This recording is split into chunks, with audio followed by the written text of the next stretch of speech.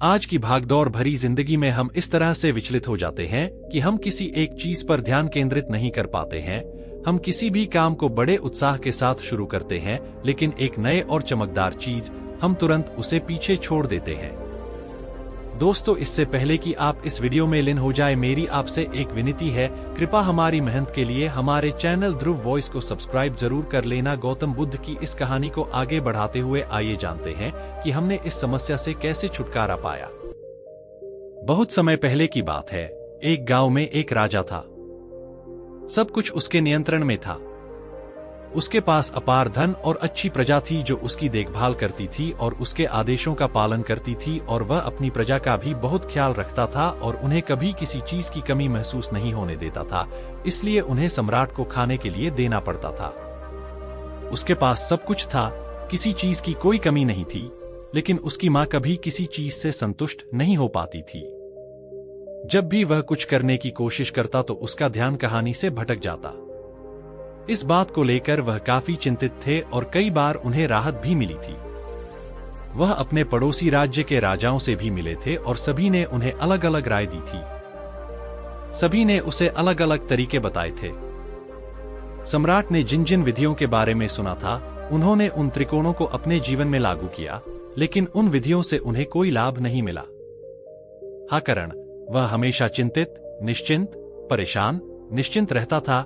कई बार तो उसे रात को नींद भी नहीं आती थी और वह बस करवटें बदलता रहता था। एक दिन सम्राट के कानों तक खबर पहुंची कि उसके राज्य में एक ऐसा असाधारण व्यक्ति है जिनके शब्द अनमोल हैं, जिनके हर शब्द में जीवन का रहस्य छिपा है, जीवन की सच्चाई छिपी है, और लोग दूर दूर से उनसे मिलने आते हैं क्योंकि वह हर व्यक्ति की समस्या का समाधान बहुत ही सरलता और आसानी से करते हैं। यह सुनकर बादशाह को बहुत प्रश्न हुआ। उसे लगा कि अब उसे अपने सवालों का जवाब मिल जाएगा। इतनी प्रशंसा सुनने के बाद बादशाह ने फैसला किया कि वह तुरंत जाकर उस व्यक्ति से मिलेंगे और यह भी जानेंगे कि जो लोग उनकी इतनी प्रशंसा कर रहे हैं वह सच है या नहीं। सुबह सुबह सम्राट उससे व्यक्तिगत रूप से मिलने के लिए निकला। रास्ता थोड़ा लंबा था। हाँ, रास्ते में बादशाह ने थोड़ा विश्राम किया। जब सम्राट ने उनसे व्यक्तिगत रूप से मिलने के लिए कहा तो वहां उपस्थित सभी लोग उन्हें व्यक्तिगत रूप से जानते थे। पूछने पर वे उसके असाधारण व्यक्ति होने की बहुत प्रशंसा कर रहे थे। तब बादशाह ने सोचा कि ऐसा लगता है कि यह व्यक्ति बहुत बुद्धिमान है, बहुत पढ़ा लिखा होगा और प्रभावशाली व्यक्ति होगा, अन्यथा हर कोई इसकी इतनी प्रशंसा नहीं करता। अवश्य ही यह इंसान में कुछ तो ऐसा होना चाहिए जिसके चलते हर कोई उन्हें जानता है और उनकी तारीफ कर रहा है। उस व्यक्ति की प्रशंसा सुनकर बादशाह की मां का पारा और चढ़ गया। उस व्यक्ति से मिलने के लिए उत्सुक हूं। अब सम्राट उस व्यक्ति से जल्द मिलना चाहता था। हाँ, उस व्यक्ति की आगे की यात्रा। जब सम्राट आश्रम पहुंचे तो उन्हें आश्रम में कोई नहीं दिखा। आश्रम के पीछे एक छोटा सा बगीचा था। जब बादशाह वहां पहुंचे तो उन्होंने देखा कि बगीचे में एक माली उनके पूरे शरीर की सफाई कर रहा है। वह कीचड़ से सना हुआ था और उसके पैरों में चप्पलें भी नहीं थी। यह देखकर सम्राट ने माली से कहा, सुनो महाराज, इस आश्रम का स्वामी कहाँ है? मैं उससे मिलने आया हूँ। माली ने जवाब दिया, सर, आप अंदर बैठिए, मैं उसे अभी बुलाऊंगा, मलिक आपसे मिलेंगे। यह सुनकर बादशाह कुटिया के अंदर जाकर बैठ गया और उस असाधारण व्यक्ति के आने की प्रतीक्षा करने लगा। कुछ डर कर प्रतीक्षा करने के बाद जब वह असाधारण व्यक्ति बादशाह के सामने पहुंचा तो उसने देखा कि यह वही व्यक्ति है जो बगीचे में बागवानी कर रहा था। सम्राट ने उसका स्वागत किया और बड़े आश्चर्य से कहा, तुम वही माली हो जो बाहर बगीचे की देखभाल कर रहा था। लेकिन इस बार माली बौद्ध भिक्षु के रूप में खड़ा था। तब बौद्ध भिक्षु ने सम्राट से कहा, सम्राट, मेरा मजाक उड़ा रहे हैं, क्षमा करें, मैं बस बगीचे में थोड़ा सा काम कर रहा था। मैं यहाँ का माली हूँ और मैं वह असाधारण व्यक्ति हूँ जिससे मिलने के लिए आप इतनी दूर आए हैं। कृपया मुझे अपने आने का कारण बताइए। इस पर सम्राट उन बौद्ध भिक्षुओं से कहते हैं, महाराज, मैंने सुना है कि इस पूरे राज्य में आपके जैसा कोई व्यक्ति नहीं है। मैंने आपकी प्रशंसा सुनी है। मैंने आपके बारे में बहुत सी अच्छी बातें सुनी हैं। मैंने यह भी सुना है कि जो भी आपके पास अपनी समस्या लेकर आता है, आप उसकी समस्या का समाधान अवश्य करते हैं। इसीलिए मैं आज आपसे मिलने यहाँ आया हूँ और आपका उपदेश सुनना चाहता हूँ, लेकिन मेरी माँ को इस पर संदेह है। बौद्ध भिक्षु सम्राट से कहता है। इस पर बादशाह कहते हैं, मैंने बड़े बड़े विद्वान, बड़े बड़े ज्ञानी लोग देखे हैं। आपने देखा है कि जब भी वे चलते हैं तो उनके पास तरह तरह की ज्ञान की किताबें होती हैं। उनके पास कोई न कोई चिन्ह अवश्य होता है जिससे पता चलता है कि वे ज्ञानी लोग हैं, परंतु तुम्हारे पास ज्ञान की कोई पुस्तक नहीं है। नहीं आप में ऐसे कल का कोई संकेत दिख रहा है, लेकिन इसके बावजूद आप बेहद शांत नजर आ रहे हैं। क्या आप मुझे इसका रहस्य बता सकते हैं? इस पर बौद्ध भिक्षु मुस्कुराने लगे और सम्राट से बोले, मेरा ज्ञान इस संस्कार में प्रकृति के रूप में सर्वत्र है। मुझे अपना ज्ञान जीवन की साधारण और सामान्य चीजों से ही मिलता है। लेकिन महाराज, आपको यहाँ किस समस्या का सामना करना पड़ रहा है? कृपया मुझे अपने यहाँ आने का कारण बताएं। इस पर सम्राट कहते हैं, आज गुरुवार है। मेरे यहाँ आने का कारण यह है कि मुझे काफी दिनों से किसी बात की चिंता नहीं है। इस काम पर मुझे पता है, मुझे बस किसी चीज का डर है। मैं अपने काम से विचलित हो जाता हूँ। कृपया मुझे मेरी समस्या का समाधान बताएं। मैं इस बात से बहुत चिंतित हूँ। बौद्ध भिक्षु ने सम्राट की चिंता को समझा और कहा, महाराज, मैं आपकी समस्या समझ गया हूँ। आप अपने काम पर ध्यान नहीं दे रहे हैं, इसीलिए मैं तुम्हें एक उपाय बता सकता हूँ, लेकिन आज तुम थोड़ा डरे हुए हो। कल सुबह तुम मुझसे मिलोगे। कल सुबह समय ठीक रहेगा। कल सुबह जब तुम मुझसे मिलोगे तो मैं तुम्हारे सभी प्रश्नों का उत्तर दूंगा। इतना कहकर बौद्ध भिक्षु वापस चला गया उसके बगीचे के लिए। वह पीछे मुड़ा और बादशाह भी अपने महल में चला गया, लेकिन बादशाह को पूरी रात नींद नहीं आई। वह बस यही सोच रहा था कि बौद्ध भिक्षु मुझे क्या बताने वाला है। वह मुझे एक साधारण माली की तरह दिखता है, लेकिन अच्छे तरीके से। उसकी मां शांत थी। वह जिस तरह शांत दिखे वह बेहद हैरान करने वाला है। बादशाह रात भर इन्हीं विचारों में डूबा रहा। अगली सुबह सूरज उगने से ठीक पहले सम्राट उसे वापस आश्रम ले गए। वहां पहले से ही बौद्ध भिक्षु मौजूद थे। जब सम्राट वहां पहुंचे तो बौद्ध भिक्षु ने सम्राट के हाथ में पानी का एक छोटा सा जग रखा और कहा, यह लीजिए और पौधों पर धीरे धीरे पानी डालिए। और ऐसा करते समय आपके सामने 15 पौधे हैं। आपको यह करना है, उन सभी पर यही बात लागू है।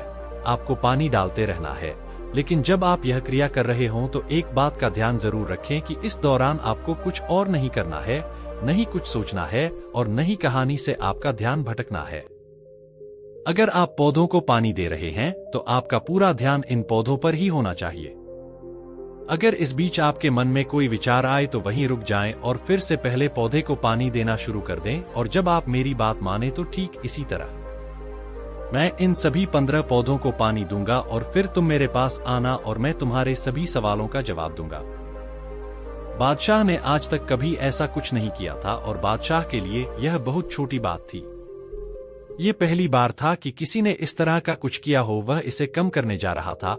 उसने पानी के जग से पहले पौधे को बहुत सावधानी से पानी दिया और फिर दूसरे पौधे को, और आगे उसने दूसरे पौधे को बहुत सावधानी से पानी दिया और फिर उसने तीसरे पौधे को पानी देना शुरू ही किया था कि उसकी माँ को ऐसा लगा, तरह तरह के विचार आने लगे।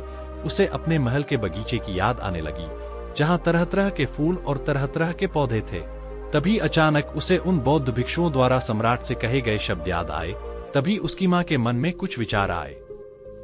यदि इसका उत्पादन किया जाता है तो फिर वह पहले पौधे को पानी देना शुरू करना होगा। तुरंत वह पहले पौधे के पास लौट आता है और वह फिर से पहले पौधे को पानी देता है। वह फिर सावधानी से दूसरे पौधे को पानी देता है। जैसे ही वह तीसरे पौधे के पास पहुंचता है, वह अपनी माँ के पास लौट आता है। फिर कई तरह के विचार आने लगे। अब मैं सोच रहा था कि न जाने मेरे बिना मेरे साम्राज्य में क्या हो रहा होगा। और इस बार तो बादशाह को बहुत गुस्सा आने लगा। उसने सोचा कि मैं ये छोटा सा काम क्यों नहीं कर रहा हूं। वह तुरंत फिर पहले पौधे के पास पहुंच गया। इस बार उसने पहले पौधे को बहुत सावधानी से पानी दिया और दूसरे पौधे को भी बहुत सावधानी से पानी दिया। ऐसा करते समय इस बार बादशाह ने लगभग 5 पौधों को बहुत सावधानी से पानी दिया था। लेकिन इस बार जैसे ही उसने पौधों को पानी देना शुरू किया तो पानी देखकर बादशाह की मां के मन में किसी नदी का ख्याल आने लगा और बादशाह अब बहुत परेशान हो गया। जब भी उसने पौधों को पानी देने की कोशिश की, वह हर बार असफल रहा। उसकी मां जितनी अधिक व्यथित हो गई और वह अपने आप पर उतना ही अधिक क्रोधित हो गया। सम्राट अच्छी तरह जानता था कि भिक्षु उसकी परीक्षा ले रहे हैं। वह बहुत बुद्धिमान था, इसलिए उसने पालनपुर जाना आवश्यक समझा। सम्राट ने चाहे कितनी भी बार कोशिश की, वह जितना अधिक असफल होता, उसकी मां उतनी ही अधिक व्यथित हो जाती, हमेशा खुद को किसी न किसी सोच में डूबी रहती। इस समय तक सुबह से शाम हो चुकी थी, लेकिन अभी तक बादशाह सभी 15 पौधों को पानी नहीं दे पाया था। शाम को जब बौद्ध भिक्षु आश्रम लौटे तो उन्होंने देखा कि वह सम्राट के बगल में बैठा है और विभिन्न प्रकार के बटन लगाने में व्यस्त है। तब बौद्ध भिक्षु सम्राट के पास आए और भोजन करने लगे।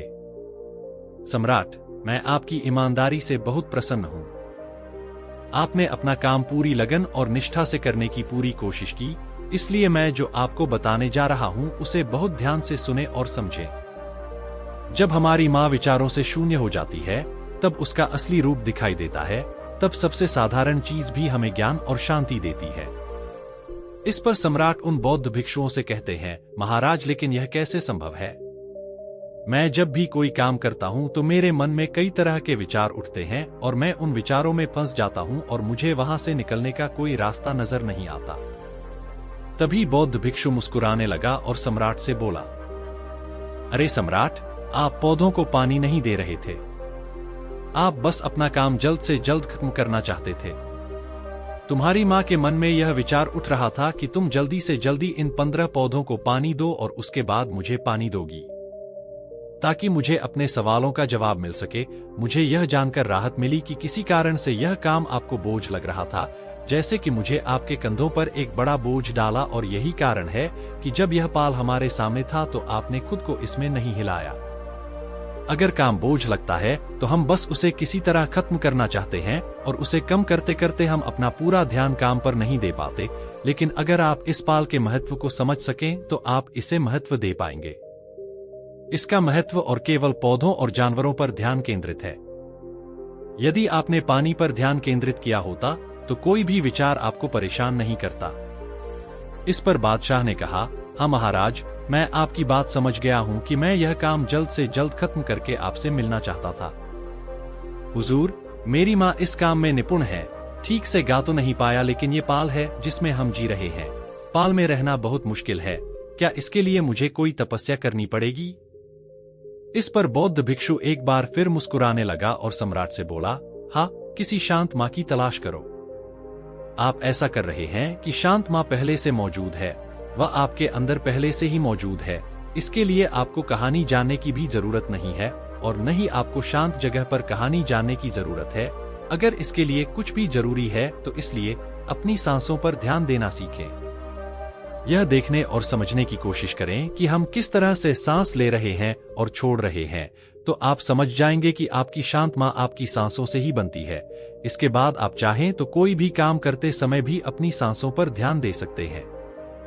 जब आप कोई कहानी पढ़ रहे हों, कहानी चला रहे हों या ऐसा कोई काम कर रहे हों तो आपको अपनी सांसों या किसी ऐसी गतिविधि पर ध्यान देना चाहिए जो आपको वर्तमान से जोड़े रखती है। ऐसा करने का दूसरा तरीका यह है कि आप 2-4 मिनट के लिए अपने आसपास की प्रकृति का निरीक्षण करें। देखें कि आपके आसपास क्या हो रहा है। यह आपको वर्तमान में वापस ले आएगा। फिर आप अपना काम जल्दी और ऐसे ही कर सकते हैं। इसे खत्म ही न करें, बल्कि इसे अपनी मां के प्रति पूरी निष्ठा से करने का प्रयास करें, ताकि आपकी मां आज्ञा वाली हो। और जब आपकी मां आज्ञा वाली होगी तो आप चाहे कोई भी काम करें, चाहे वह छोटा हो या बड़ा, तुम्हारी मां इसमें पूरी तरह शामिल हो जाएगी और वह काम ही आपको शांति और ज्ञान देगा। ऐसे समय में हमारे मन में किसी भी प्रकार का कोई विचार नहीं उठता, और जब हम ऐसा करते हैं तो हमारे कर्म और कर्म एक हो जाते हैं और हमारे अंदर जो शांति होती है वह प्रकट होने लगती है। ऐसा लगता है कि हम उसमें लीन हो गए हैं। आप इसका आनंद लेना या वर्तमान में जीना चुन सकते हैं और आप इस अवस्था को बहुत आसानी से प्राप्त कर सकते हैं। आपको बस अभ्यास करना होगा। बौद्ध भिक्षु सम्राट से कहते हैं कि वह कठिनाइयों को दूर करने वाली माता है। मुझ में शांत राहत है। मैं मुश्किलों से घबराता नहीं। बस एक राहत होती है कि मां हर परेशानी को दूर कर सकती है। मुझे हर दुविधा से बाहर निकाल सकती है। सम्राट को उन बौद्ध भिक्षुओं द्वारा कही गई ये सभी बातें समझ में आ गई थी। उन्होंने उन बौद्ध भिक्षुओं को प्रणाम किया और वहां से वह अपने महल में लौट आया। उसने अपनी सांसों पर ध्यान देना शुरू कर दिया और धीरे धीरे इस निरंतर अभ्यास के कारण वह हर काम एकाग्रता और ध्यान के साथ करता था, जिससे उसे बहुत शांति मिलती थी और वह छोटे छोटे काम करने में सक्षम हो जाता था। इसलिए दोस्तों, कभी भी किसी भी काम को बोझ न समझें, क्योंकि अगर आप उसे बोझ समझेंगे तो आप उसे जल्द से जल्द अपने ऊपर से उतारने की कोशिश करेंगे, यानी कि उसे जल्द से जल्द खत्म करने की कोशिश करेंगे। लेकिन यह कोशिश गर्भावस्था के दौरान आप जो भी काम करेंगी वह पूरी लगन और लगन से नहीं हो पाएगा, और ऐसे में आप जो भी काम करना चाहेंगी वह नहीं कर पाएंगी, और इस वजह से आपकी मां में भी तनाव पैदा हो जाता है। हम इस बात से चिंतित और परेशान रहने लगते हैं कि हम जिस काम को जो परिणाम देना चाहते थे उसे हासिल नहीं कर पाते, और हम में से ज्यादातर लोग यही गलतियां करते हैं। जब उन्हें कोई काम सौंपा जाता है तो वे उसे नहीं करते हैं, करने की कोशिश करते हैं, लेकिन वे चाहते हैं कि उन्हें आश्चर्य होता है कि वह काम कितनी जल्दी खत्म हो जाता है, और वे उसे करते समय खुद को वहां रोक नहीं पाते हैं। बल्कि उनकी मां ही कहानी है और एकमात्र राहत है, जिसके कारण हमारी मां हम पर भारी पड़ने लगती है। हम देखते हैं विभिन्न प्रकार के विचार और हम उन विचारों में डूबते चले जाते हैं। हम तेजी से उन विचारों में चले जाते हैं और फिर हमें वहां से निकलने का कोई रास्ता नजर नहीं आता है, जिसके कारण हमारी मां के मन में तनाव पैदा होने लगता है। हम बहुत ज्यादा परेशान रहने लगते हैं। हम कोई काम भी नहीं कर पाते हैं। 6 घंटे के बाद हम काम नहीं कर पाते, और जो काम हमें वर्तमान की ओर ले जा सकता था उसके दरवाजे हम खुद ही बंद कर लेते हैं, क्योंकि वह काम हमें बोझ लगने लगता है। इसलिए जब भी कोई काम शुरू करना हो तो उसे करने से पहले पूरी कीमत चुका लें। अपने ऊपर ध्यान दें। दोस्तों, अगर आपको हमारी वीडियो अच्छी लगी हो तो वीडियो को लाइक करें और आपके दोस्तों के पास शेयर करें, और साथ ही चैनल को सब्सक्राइब करें। धन्यवाद।